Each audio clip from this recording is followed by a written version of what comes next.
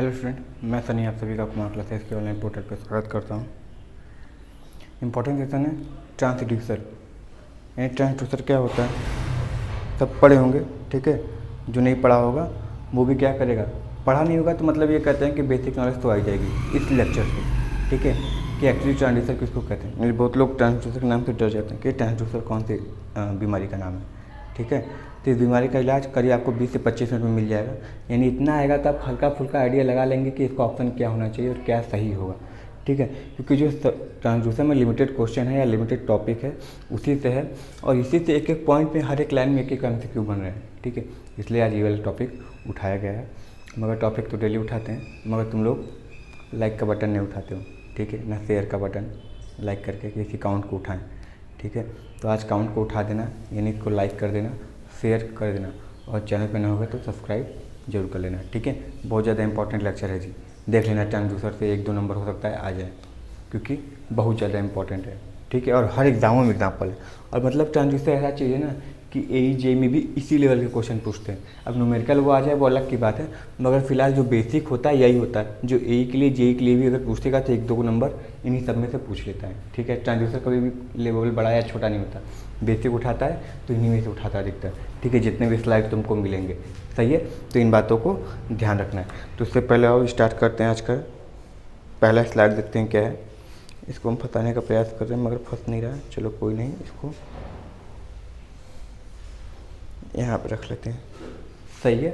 चलो देखो, पहला क्या है, ट्रांसड्यूसर क्या होता है। ट्रांसड्यूसर देखो हिंदी में मत याद करो, ठीक है। क्योंकि बहुत से आजकल बच्चे पेपर दे रहे हैं तो किसी चैनल का लगा रहे हैं तो बोलने सर जी हिंदी इतना ज़्यादा आ जा रहा है कि हिंदी की वजह से मेरा ऑप्शन गलत हो जा रहा है, ठीक है। और वही मान लो वहाँ पे तो इंग्लिश में जाएगा, मगर यहाँ पे क्या होता है कि एक तरीके से आदमी डिमोरलाइज हो जाता है कि कम नंबर आ गए, मगर वो क्या वो हिंदी की वजह से है, क्योंकि वो हिंदी का एक्चुअल मतलब क्या है वो समझ नहीं पाए, तो वहाँ पर तो वो स्किप कर दिया या गलत मार दिया, ठीक है। वहाँ पे भले ही एग्जामिनेशन हॉल में सही हो जाए, मगर यहाँ पे क्या होता है डिमोरलाइज हो जाता है, ठीक है। जब रैंक गिरने लगता है उसका तो डिमोरलाइज हो जाता है, क्या पढ़े नहीं क्या, ठीक है। मगर एक्चुअल वजह कुछ और है। तो कुछ चीज़ें ऐसी हैं जो इंग्लिश में ही याद करो तो अच्छी है, ठीक है ना। ये चीज़ें तो देखो, ट्रांसड्यूसर क्या होता है, वह यंत्र जो एक प्रकार की ऊर्जा को दूसरे प्रकार की ऊर्जा में बदलता है उसे ट्रांसड्यूसर कहते हैं, ठीक है। उसे ट्रांसड्यूसर कहते हैं। यानी एक तरीके से कहें तो हमारा माइक्रोफोन भी क्या है, ट्रांसड्यूसर है। जो भी जिससे हम बोल रहे हैं, हम क्या कर रहे हैं, साउंड एनर्जी निकाल रहे हैं, फिर ये क्या कर रहा है, इलेक्ट्रिक सिग्नल में बदल कर किसको दे रहा है, हमारे कैमरे को दे रहा है, ठीक है। जो आवाज़ रिकॉर्ड हो रही है, ठीक है। क्योंकि कैमरा जो है हमारी आवाज़ नहीं समझता है ना, ठीक है। बस वो 0-1 समझता है, तो 0-1 वाला जो काम है वो ये कर रहा है, ठीक है। बल्ब हो गया, हम इलेक्ट्रिसिटी देते हैं, यानी विद्युत ऊर्जा देते हैं, तो उससे प्रकाश ऊर्जा या उष्मा ऊर्जा में बदलता है, ठीक है। तुम्हारी रेडियो हो गई, तुम्हारी जो सेल की ऊर्जा है वो किसमें तरीके से है, तो साउंड एनर्जी में आउटपुट में बाहर निकल कर है। क्योंकि तुम सेल नहीं डालोगे तो चाहे जितना भी वहाँ से प्रसारण हो रहा हो तुमको साउंड एनर्जी नहीं मिलेगी। एम्पलीफायर क्या हो गया, ये भी तुम्हारे तरीके का क्या है, ट्रांसड्यूसर है, ठीक है। जो तुम विद्युत सिग्नल को देते हो वो तुम्हारे कहाँ आता है, एम्पलीफायर नहीं, एम्पलीफायर प्लस स्पीकर के माध्यम से क्या हुआ, साउंड एनर्जी बदला, तो इसी को ट्रांसड्यूसर कहते हैं। यानी एक प्रकार की ऊर्जा को दूसरे प्रकार की ऊर्जा में बदल दी, तो ये हमारा क्या हो गया, ट्रांसड्यूसर या हो गया। वही चीज़ देखो यहाँ पे लिखा है कि वह यंत्र जो एक प्रकार की ऊर्जा को दूसरे प्रकार की ऊर्जा में बदलता है उसे ट्रांसड्यूसर कहते हैं, ठीक है। समझ में आया। अब देखो इसको कैटेगरी में बांट दिया गया, कैटेगरी में कि भी फलाना ट्रांसड्यूसर किसी कैटेगरी में आएगा, ये कि इसको किस कैटेगरी में रखें, इसको किस कैटेगरी में रखें। क्योंकि ट्रांसड्यूसर सबको ट्रांसड्यूसर बोल दिए, ठीक है कि सर ये बेसिकली तो ये क्या है ट्रांसड्यूसर ही, मगर ट्रांसड्यूसर में भी सबका नाम अलग अलग है, ठीक है ना। सही है ना। कि एक आदमी हमको मारा है, कौन आदमी मारा है, सर जी एक आदमी मारा है, ये पता है, औरत तो नहीं है। अब इतना क्लियर हो गया कि आदमी मारा है, मगर कौन आदमी मारा, किसका लड़का था, किसका पोता था, ये नहीं पता है। तो लड़का पोते वाली कहानी इसमें बढ़ जाएगी। तब बोलोगे अच्छा हाउ, घर नंबर ये, ग्राम ये, विकास ये, तहसील ये, ठीक है, जिला ये, तभी इसमें से पता चलने लगेगा। पर मैं देखो पहला क्या है, इलेक्ट्रिकल ट्रांसड्यूसर। यह क्या होता है, इलेक्ट्रिकल यानी विद्युत ट्रांसड्यूसर। ये क्या होता है, वह यंत्र जो अन्य ऊर्जा को विद्युत ऊर्जा में बदलता है वह इलेक्ट्रिकल ट्रांसड्यूसर कहलाता है। देखो इतना बस पढ़ लो, ठीक है। ट्रांसड्यूसर तरीके से तुम्हारे कहे तो 40 से 50% आराम से कवर हो गया। आधा कुछ मत पढ़ो, अगर कभी नहीं पढ़े हो तो इससे ज़्यादा कुछ मत पढ़ो, क्योंकि उसके चक्कर में पीछे वाला बेकार कर लो जो पढ़ो जो आता है, ठीक है।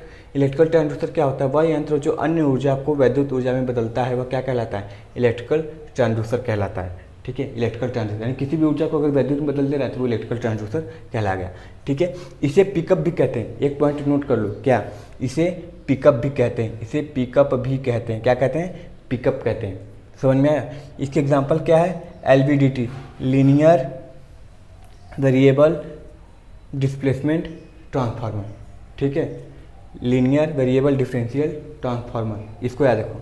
ठीक है, सॉरी ट्रांसफार्मर बोले, linear variable differential transducer, sorry transformer मुँह से निकल गया। ठीक है, नहीं तो बहुत लोग कमेंट करें सर जी ट्रांसफार्मर नहीं होता है, ट्रांसड्यूसर होता है। ठीक है, ट्रांसड्यूसर हो गया। सही है। यानी क्या करता है, जब तुम आगे बढ़ाओगे लीनियर वेरिएबल, यानी तुम लीनियर मतलब क्या होता है, रेखीय रूप से आगे बढ़ाओगे तो इसमें क्या होता है, कुछ डिस्प्लेसमेंट होता है, यानी कुछ विस्थापन होता है। उस विस्थापन के कारण क्या होता है, यह किस तरीके क्या होता है, वैद्युत सिग्नल जनरेट करता है। ठीक है, वही लिखा है किसी अन्य ऊर्जा को किस में बदल दे, वैद्युत ऊर्जा में। तो जब ये आगे बढ़ता है तो क्या होता है, वैद्युत सिग्नल का उत्पादन करता है।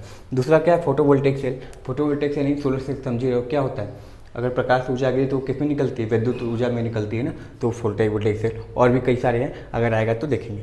ठीक है, इन्वर्स ट्रांसड्यूसर क्या कहते हैं, व्युत्क्रम ट्रांसड्यूसर किसको बोलते हैं, वह क्या होता है, वह यंत्र जो, देखो इन्वर्स हो गया, यानी इलेक्ट्रिकल का इन्वर्स क्या होता है, इलेक्ट्रिकल का इन्वर्स ये बोला है, यानी इलेक्ट्रिकल में क्या हो रहा था, किसी अन्य ऊर्जा को वैद्युत में, तो इन्वर्स में क्या हो जाएगा, वैद्युत को किसी अन्य में बदल दिए। वह यंत्र जो वैद्युत ऊर्जा को अन्य ऊर्जा में परिवर्तित करता है उसे क्या कहते हैं, इन्वर्स ट्रांसड्यूसर कहते हैं। क्या कहते हैं, इन्वर्स ट्रांसड्यूसर कहते हैं। देखो होता क्या है इन्वर्स ट्रांसड्यूसर, वही कहानी है, जब तुम परिवर्तित करते हो।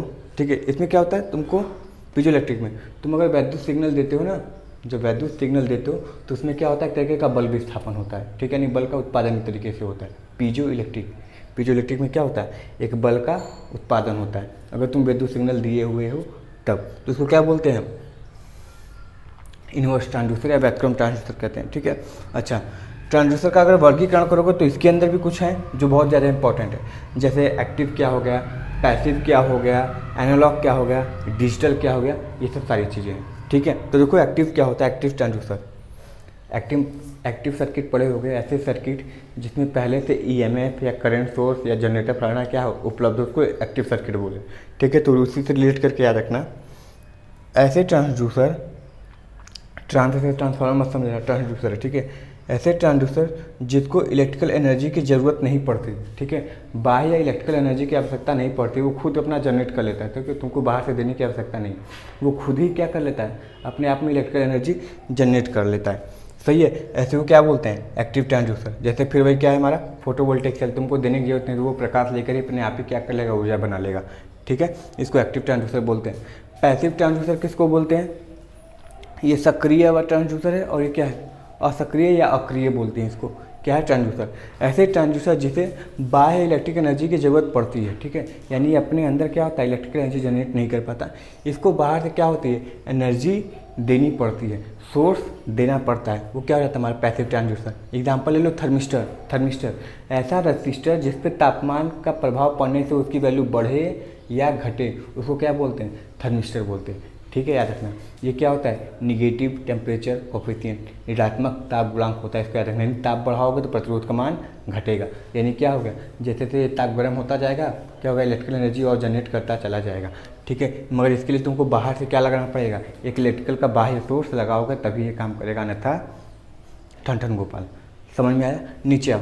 एनालॉग ट्रांसड्यूसर क्या होता है, अब एनालॉग समझ रहे हो, एनालॉग घड़ी होती है, डिजिटल घड़ी होती है।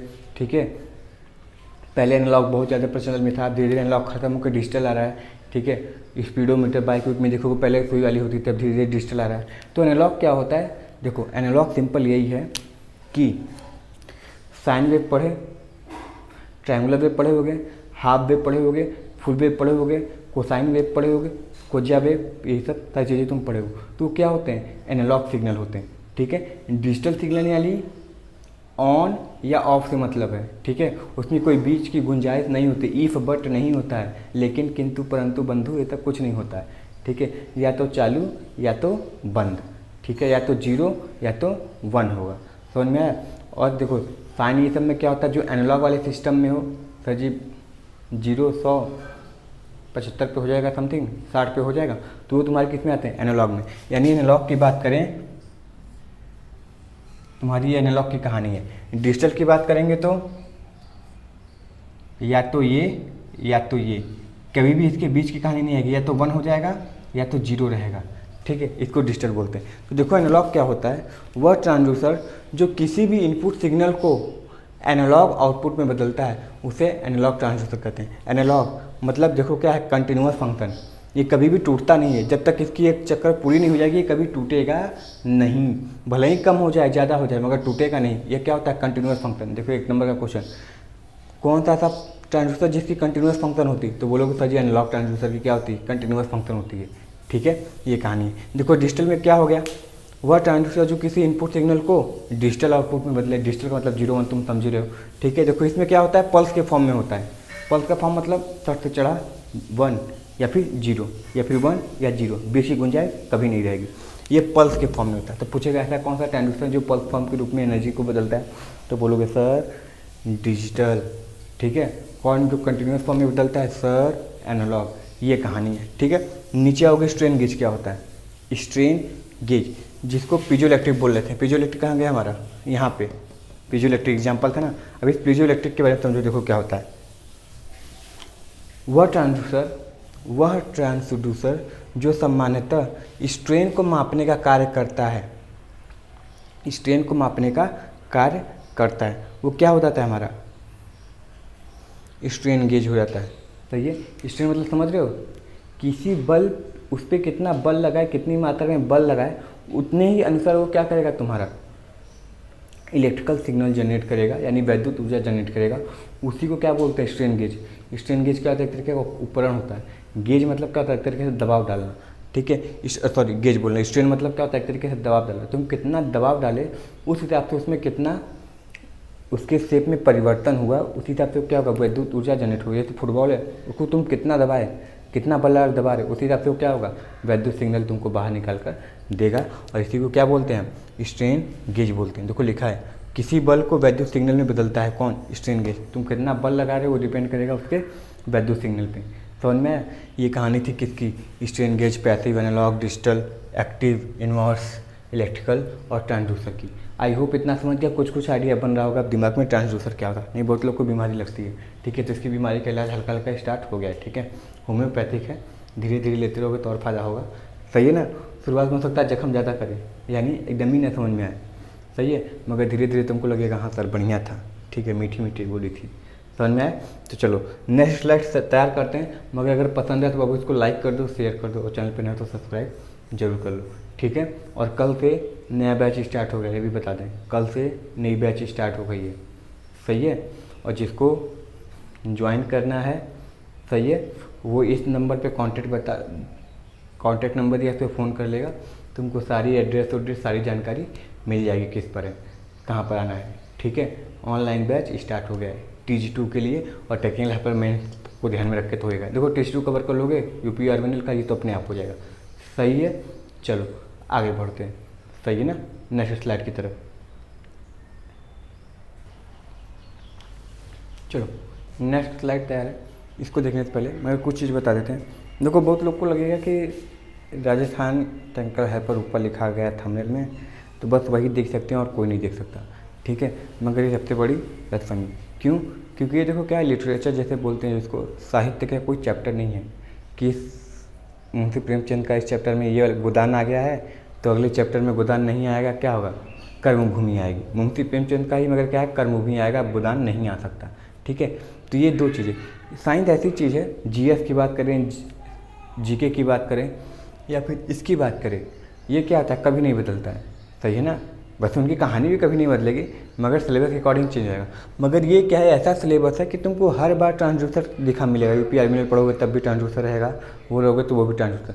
अब ऐसा तो है नहीं कि यूपी आर्मिनल दूसरा ट्रांसड्यूसर बनाया है अपना अलग से, उसका जो बोर्ड है, यूपी आर्मिनल का जो बोर्ड होता है, ठीक है, आयोग है, वो अपना ट्रांसड्यूसर अलग किस्म का ट्रांसड्यूसर बनाया। उसमें एक्टिव का मतलब ये नहीं होता है, दूसरा चीज़ होता है। पैसिव का मतलब ये नहीं होता है, दूसरा होता है।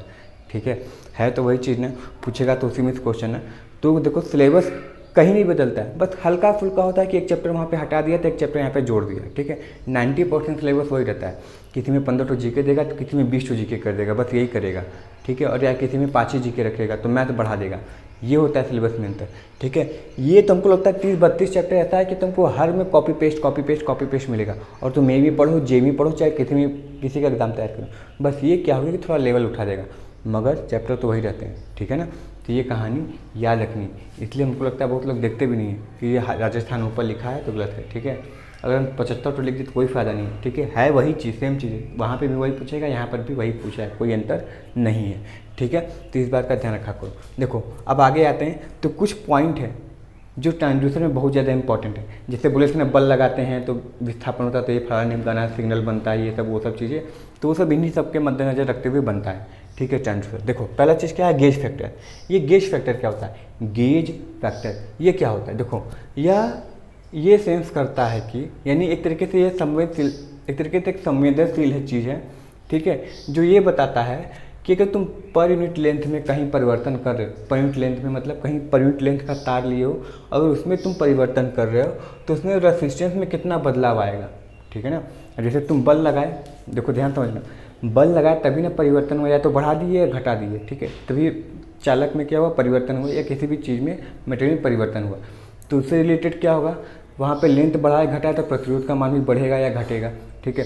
प्रतिरोध का मान घटा बढ़ा तो उसमें बहने वाले करंट का भी मान घटेगा बढ़ेगा, यानी आउटपुट में वोल्टेज भी क्या होगा, बढ़ेगा घटेगा, या जो आउटपुट में पावर जा रहा है वो भी क्या होगा, घटेगा या बढ़ेगा।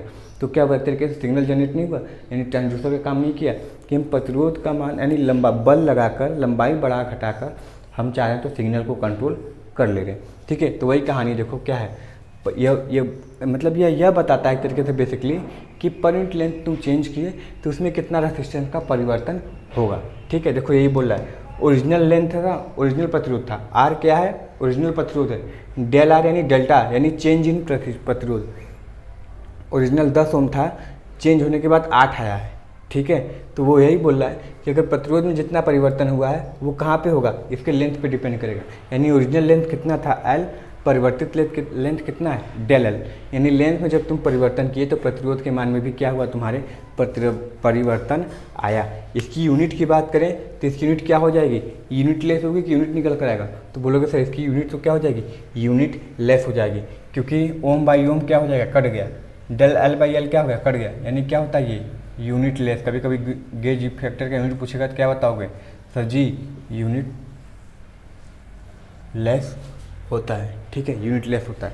अब जो गेज फैक्टर वही लिखा है उसमें कर दिए, क्या कर दिए, शब्दों में कर दिए, इसको बड़ा अच्छे से बनाया ना, नहीं तुम लोग लाइक नहीं करोगे, जितना मेहनत तुम आपकी है सर उतना मेहनत तो हम भी करेंगे ना, इसको गेज फैक्टर बोलते हैं, ठीक है। अब नीचे आओ क्या बोला, देखो गेज फैक्टर को उसी को वर्ड में लिख दिए, ओरिजिनल आर के सापेक्ष यानी ओरिजिनल प्रतिरोध के सापेक्ष प्रतिरोध में चेंज यानी प्रतिरोध में परिवर्तन कितना हुआ, और ओरिजिनल लेंथ के सापेक्ष लेंथ में कितना परिवर्तन हुआ, इसी को क्या बोलते हैं हम, तो जी इसी को तो बोला जाता है गेज फैक्टर, ठीक है। यानी वर्ड में आएगा तो ऐसे करके आएगा और ऐसे रहेगा तो ऐसे लिख के आएगा। देखो स्ट्रेन क्या होता है, स्ट्रेन सिंपल भाषा में हमको समझो, स्ट्रेन क्या होता है, ये एल लंबाई की तार थी, तुम खींच कर इसको इतना बढ़ा दिए, तो बढ़ा कितना, डेल एल बढ़ा ना, यही जो डेल एल बढ़ा किसी कारण बढ़ा, स्ट्रेन के कारण, यानी ओरिजिनल लेंथ थी और बदल कर तुम कितना कर दिए, डेल एल कर दिए, तो उसी का अनुपात क्या कहलाता है, स्ट्रेन कहलाता है, उसी का अनुपात क्या कहलाएगा, स्ट्रेन कहलाता है, ठीक है। जिसको आगे अच्छे से बताएं, समझ में आए।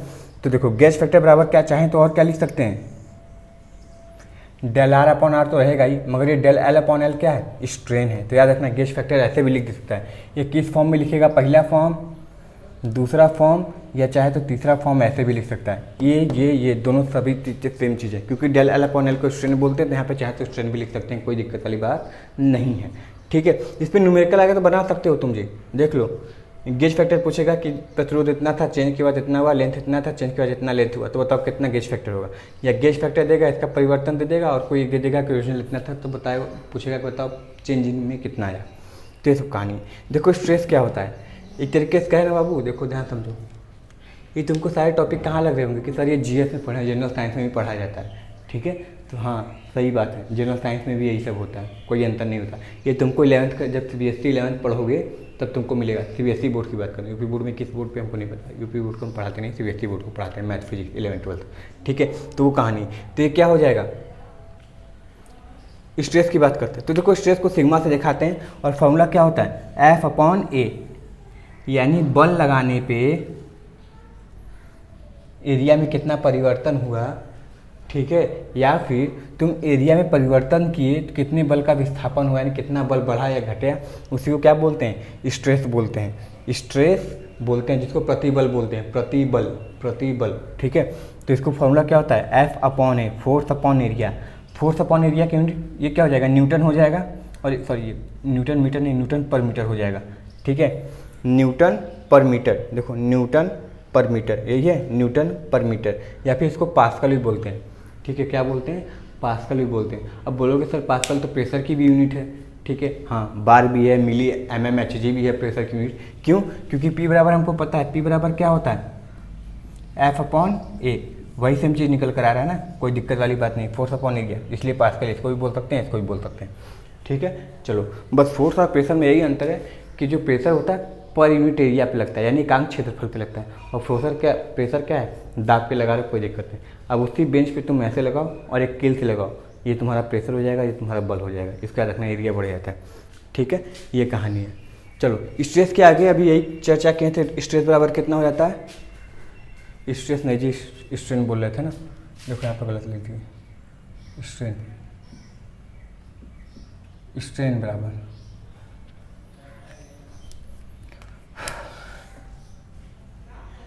स्ट्रेन बराबर भी बताया था क्या होता है, डेल अपॉन एल। तो क्या होती है ये, यूनिट लेस होती है।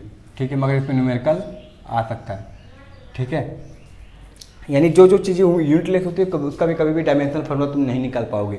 ठीक है, चलो, यंग मॉडुलस बहुत बार देखे होगे सब जगह, जीएस में अधिक पूछता है। ठीक है, लोको पार्ट में कितनी बार पूछा है, कितने सेट में। यंग मॉडुलस क्या होता है, जिसको ई से दिखाते हैं, क्या होता है, स्ट्रेस अपॉन स्ट्रेन। ठीक है, क्या होता है, स्ट्रेस अपॉन स्ट्रेन। देखो स्ट्रेस का तो पता है, प्रतिबल, स्ट्रेन को क्या बोलते हैं हमको नहीं पता है। ठीक है, मगर स्ट्रेन का मतलब यही समझ लो कि एक ये लंबाई थी मार्कर की, मार्कर को चिपका के बल लगा के छोटा कर दो या बढ़ा कर दो तो कुछ बढ़ जाएगी ना, तो ये जो परिवर्तन है वो पूरा बल कितना लगा उसे कुछ स्ट्रेन बोलते हैं। ठीक है, तो देखो यंग मॉडुलस बराबर क्या हो जाता है, स्ट्रेस अपॉन स्ट्रेन हो जाता है। स्ट्रेस का फॉर्मूला क्या हो गया, F अपॉन ए हो गया। स्ट्रेन का फॉर्मूला कितना हो गया, डेल एल अपॉन एल हो गया। स्ट्रेन यही है, स्ट्रेस कहाँ था, F अपॉन ए, ये वाली कहानी देखो, दोनों फॉर्मूला यहीं पे लिखा है, वहीं से आया young modulus, stress upon strain. इसको चाहो तो ऐसे भी लिख सकते हो, कोई दिक्कत नहीं, F upon A L upon ये। देखो ये तो पहले से यूनिट लेस था, एल अपॉन डेल एल, इससे कोई मतलब नहीं बनेगा। बचा क्या हमारा, बस F अपॉन ए यही बचा है ना, रुको यहाँ पे फिर वही लिख दी गलती, सही है। देखो ये गलती हो रही है, कहाँ गया जी, इसको सही करना पड़ेगा ना, newton metre square metre metre, ये कट गया ना, बचा क्या, न्यूटन पर मीटर स्क्वायर, जिसको क्या बोलते हैं, पास्कल भी बोलते हैं। ठीक है, देखो ये सब चीज़ याद रखनी है। पॉइसन्स रेशियो क्या होता है, पॉइसन्स रेशियो क्या होता है, lateral strain upon longitudinal strain. ठीक है, अब देखो lateral strain upon longitudinal strain क्या होता है, ये क्या होता है, अच्छा ये तो किए नहीं, ये तो सबसे ज़्यादा इंपॉर्टेंट है, ये वाली कहानी इंपॉर्टेंट है, और ये फॉर्मूले वाली। ठीक है, ये सारी कहानी लिख दी यहाँ पे। अब देखो ये क्या होता है, प्रतिरोध पढ़ रहे थे ना, प्रतिरोध में क्या हो रहा था कि सर लेंथ खींचने पे प्रतिरोध का मान बढ़ रहा था, लंबाई बढ़ा रहे थे। ठीक है, मगर एक क्वेश्चन ऐसा भी आता है कि उसके आयतन में कोई परिवर्तन नहीं करना है, आयतन में कोई परिवर्तन नहीं करता है, तो हम कौन सा मैटर और फंसा देते हैं उसमें कि सर जब ये खींच रहे लंबाई तो बढ़ रही, मगर जो उसकी मोटाई है कंडक्टर की, चालक की जो परिच्छेद काट है वो क्या हो रहा है सर, वो भी कम हो रहा है। ठीक है, तो वो यही कहना चाह रहा है, पॉइसन्स रेशियो में इसी का वो लेता है कि यहाँ पे इधर इधर देखो, यहाँ पे तो एल था, यहाँ पे डेल एल था, बढ़ा दिए कोई दिक्कत नहीं, मगर अगर सर एक्चुअल चालक की बात करें तो ये तो तुम खींच दिए, सेम परिच्छेद काट का है, याद रखो ये ए है तो ये भी ए है, तो ये नॉर्मल के लिए था, किसके लिए, स्ट्रेन के लिए था। मगर जब पॉइसन्स लेटरल स्ट्रेन क्या होता है, देखो इसको क्या बोलते हैं, लॉन्गिट्यूडनल स्ट्रेन, ये जो है ना इसको लॉन्गिट्यूडनल स्ट्रेन, लॉन्ग मतलब क्या होता है, लंबा, यानी जो लंबाई से मतलब रहता है उसे लॉन्गिट्यूडनल स्ट्रेन करते हैं, यानी जो डेल अपॉन एल क्या है, हमारा लॉन्गिट्यूडनल स्ट्रेन है, इसको लिखे नहीं है। ठीक है, लॉन्गिट्यूडनल स्ट्रेन है।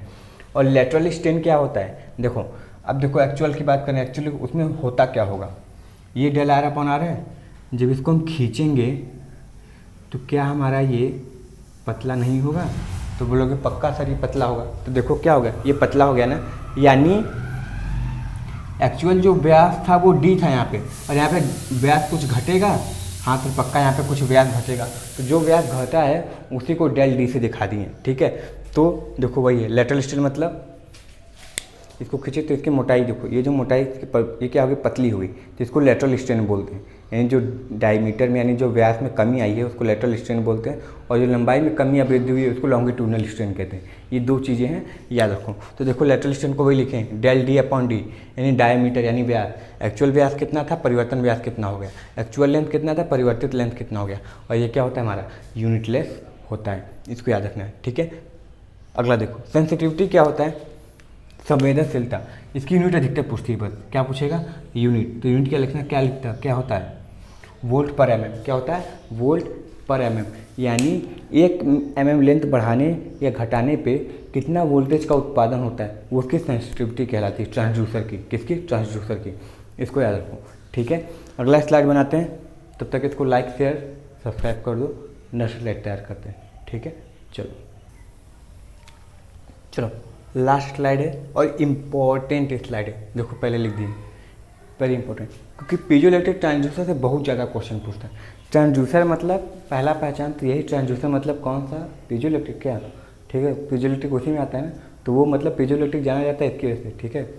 जैसे बहुत लोग अफगानिस्तान के प्लेयरों का नाम नहीं जानते होंगे, तो जो नया होगा वो बोलेगा अफगानिस्तान, वही राशिद खान वाली टीम ना, या मोहम्मद नबी वाली टीम ना, 1-2 प्लेयर का नाम, तो यानी वही चीज़ें है, पूरी अफगानिस्तान टीम पूरी मिलकर खेलते हैं तभी जीतती है हारती है, ठीक है। मगर वो अब राशिद खान वाली क्या, मोहम्मद नबी वाली क्या, मोहम्मद शहजाद वाली क्या, ठीक है, तो 2-3 की वजह से पूरा उसकी कम्युनिटी की पहचान होती है। उसी तरह ये है पीजोइलेक्ट्रिक का मतलब ट्रांसड्यूसर की पहचान का सबसे बड़ा स्रोत यही है, ठीक है, मुखिया यही, तो वेरी इंपॉर्टेंट ये है, ठीक है। तो देखो पीजोइलेक्ट्रिक ट्रांसड्यूसर मतलब क्या, ये एक्टिव तथा इन्वर्स ट्रांसड्यूसर होता है। पहला क्वेश्चन यही है, मतलब 10 परीक्षा पूछेगा तो हर ट्रांसड्यूसर में से, अगर 10 परीक्षा में से ट्रांसड्यूसर में से पूछ रहा है तो 6 में या 7 में क्वेश्चन यही रहेगा कि पीजोइलेक्ट्रिक है तो एक्टिव और इन्वर्स ट्रांसड्यूसर है, ठीक है। इसमें प्रयोग होने वाले मटेरियल कौन कौन से जिससे पीजोइलेक्ट्रिक बनता है, तो देखो क्वार्ट्ज जो होता है, इसको याद रखना बस इसी से, ठीक है, हिंदी मत समझो, ये सब सॉल्ट के नाम है, इसी तरह पढ़ लो, ठीक है, क्योंकि वर्ड टू वर्ड यही आएगा, या पूछेगा इनमें से कौन सा नहीं है तो सिलिकॉन फिलिकॉन दे देगा। तो क्वार्ट्ज होता है, रोचेलेस सॉल्ट नाम है साइंटिस्ट का, रोचेलेस सॉल्ट होता है, बैरियम होता है, टाइटेनाइट होता है, 4 है, इसी तरह याद कर लो, और भी हैं मगर मेनली ये 4 ही ऑप्शन में आते हैं अधिकतर, ठीक है। 5वां जो होगा नन ऑफ दीज होगा तो हटा देना, और नहीं पूछेगा तो कोई सिलिकॉन फिलिकॉन कार्बन फार्बन देगा तो उसको हटा देना बाहर, ठीक है। ये कहानी, इसका काम क्या होता है, रेखीय विस्थापन मापने की विधि, ठीक है। अच्छा अब नीचे जो पढ़ोगे वो कि एलवीडीटी पढ़े तो सही थे, मगर रेखीय विस्थापन यानी जब तुम रेखीय विस्थापन यानी क्या बोले, रेखीय विस्थापन करते हो तो उसमें क्या होता है, सिग्नल जनरेट होता है, वोल्टेज जनरेट होता है, पावर जनरेट होता है, तो उसकी बात बोल रहा है, ठीक है। तो रेखीय विस्थापन मापने में कौन कौन सा चीज़ प्रयोग होता है, तो पोटेंशियोमीटर प्रयोग होता है, हॉल इफेक्ट प्रयोग होता है, एलवीडीटी प्रयोग होता है, ठीक है। देखो पढ़ना तुमको एलवीडीटी है, पोटेंशियोमीटर, हॉल इफेक्ट, बस इतना याद रख लो कि इसके लिए प्रयोग किया जाता है रेखीय विस्थापन के लिए। हॉल इफेक्ट तुम इलेक्ट्रॉनिक्स में पढ़ोगे कि कंसंट्रेशन का पता लगाते हैं, ठीक है, इम्प्योरिटी कितनी, सब सारी चीज़ों का पता लगाते हैं ना, इलेक्ट्रॉन प्रोटॉन मास का मतलब कितना मिला जुला है उसका भी पता लगाते हैं, तो कहाँ प्रयोग होता है तुम्हारा, इलेक्ट्रॉनिक्स में भी हॉल इफेक्ट का प्रयोग होता है, ठीक है, मगर यहाँ पे दूसरा है। तो इससे क्या करते हैं, एलवीडीटी देख लो जान लो कि बहुत ज़्यादा इंपॉर्टेंट है, क्यों, क्योंकि इसका फुल फॉर्म पहले पूछेगा, तो एलवीडीटी का full form linear variable differential transducer, यानी रेखीय विस्थापन विभेदी ट्रांसड्यूसर, रेखीय विस्थापन विभेदी ट्रांसड्यूसर, क्योंकि देखो ये ट्रांसफार्मर की तरह काम करते हैं, ठीक है, याद रखो ये ट्रांसफार्मर की तरह काम करते हैं, और इसके जो प्राइमरी और सेकेंडरी वाइंडिंग होते हैं वो इस तरीके से फ्लक्स जनरेटर यानी फ्लक्स जनरेट करते हैं या वोल्टेज जनरेट करते हैं कि वो एक दूसरे को काटने का प्रयास करते हैं, ठीक है। विभेदी मतलब होता है क्या, काटना या फिर कम करना, ठीक है, किसी से कम नहीं हम काट के रख देंगे, ठीक है, वो वाली कहानी। तो हमेशा मतलब एक दूसरे को क्रॉस करने का प्रयास हर बात में वो करेंगे, उसको बोलते हैं, समझ में। तो देखो ये ट्रांसफार्मर के प्रिंसिपल पर कार्य करता है, और इसमें और बता दें किस तरीके से वाइंडिंग जुड़ी होती है, हमेशा क्या होती है, नेगेटिव दिशा में यानी उल्टी जुड़ी होती है, जो हमेशा घटाने का काम करेंगे। यह निकल आयरन कोर का प्रयोग होता है, यानी इस ट्रांसड्यूसर के प्रिंसिपल पर काम करता है, और इसकी जो कंस्ट्रक्शन होती है इसमें किसका प्रयोग होता है, निकल आयरन का प्रयोग होता है। देखो अब एक दूसरे के क्या कर रहे हैं, हमेशा विरोध कर रहे हैं ना, हमेशा काटने का, इसलिए क्या होता है ये हमेशा आउट ऑफ फेज होते हैं 180 डिग्री, ठीक है। इनपुट और आउटपुट वोल्टेज की बात करोगे तो हमेशा 180 डिग्री आउट ऑफ फेज होते हैं, कौन, एलवीडीटी में प्रयोग या प्रयुक्त वोल्टेज, ठीक है। देखो एडवांटेज की बात करो तो क्या होता है, पहला क्वेश्चन पूछेगा स्केल क्या होता है, यूनिफॉर्म होता है, ठीक है। स्केल क्या होता है, यूनिफॉर्म होता है। दूसरा, इसकी सेंसिटिविटी बहुत अच्छी होती है, और सेंसिटिविटी क्या होता है बता दिए, वोल्ट अपॉन mm, यानी 1 मीटर mm में परिवर्तन करने पे वोल्टेज कितना जनरेट हुआ वो उसकी सेंसिटिविटी को दिखाता है। नीचे आओगे तो क्विक रेंज की बात करेंगे। ये मतलब क्या होता है, भले ही बड़ा पैमाना नहीं छोटे मापेगा मगर झट से माप के देगा, ठीक है। भले ही छोटा नहीं बड़ा मापेगा मगर झट से माप के देगा, ठीक है। मतलब बहुत जल्दी क्विक रेंज में काम करता है। एप्लीकेशन कहाँ प्रयोग होता है, यांत्रिक विस्थापन को वोल्टेज में बदलने का काम करता है कौन, एलवीडीटी, पहले ही बता दिए। ये फोर्स, प्रेशर, स्ट्रेस मापने का में प्रयोग भी करते हैं इसका, ठीक है। तो ये आज का सेशन तुम्हारा ट्रांसड्यूसर के नाम और तुम्हारे नाम, क्योंकि बहुत ज़्यादा इंपॉर्टेंट चीज़ बताए हैं, ठीक है। इतना पढ़ लो, ट्रांसड्यूसर में से अगर 6 सवाल पूछा तो 4 सवाल पक्का हो जाएगा, ऊपर ऊपर पूछेगा और इन्हीं सब में से पूछेगा, ठीक है। 4 सवाल 6 में से, यानी कितना हुआ, 6 निकालोगे तुम, 6 पे कितना है, मान लो 6 का 100% हो गया, तो 4 का निकालो कितना हो गया, 1.5 हो गया। 1.5 पे तुम्हारा 25% है, 3 पे कितना हो गया तुम्हारा 50% हो गया, यानी 75% से थोड़ा कम मान लो 70% अप्रॉक्स तुम कवर कर लीजिए, ठीक है। और मेहनत कर दोगे, जो नोट्स लिखाएं, क्योंकि ट्रांसड्यूसर एक बार अच्छे से पढ़ाएं, 1.5 घंटे में, 1 घंटे में 2-3 लेक्चर पढ़ा, तो उसमें देख लो और अच्छी बात है, ठीक है। चलो, आई होप सेशन पसंद आया होगा तो इसको लाइक कर देना, शेयर कर देना, चैनल पर न हो सब्सक्राइब जरूर कर लेना। मिलते हैं नेक्स्ट वीडियो में नए टॉपिक के साथ। Thank you very much and all the very best. और कल से ऑफलाइन बैच स्टार्ट हो गया है, TG2 के लिए बैच बन गई है, ठीक है। जिसको भी इंटरेस्टेड है वो नीचे थंबनेल पे नंबर दिया होगा, कांटेक्ट कर लेगा। सारी एड्रेस जो भी बातें हैं तुमको उन्हीं से पता चल जाएगी, ठीक है। चलिए।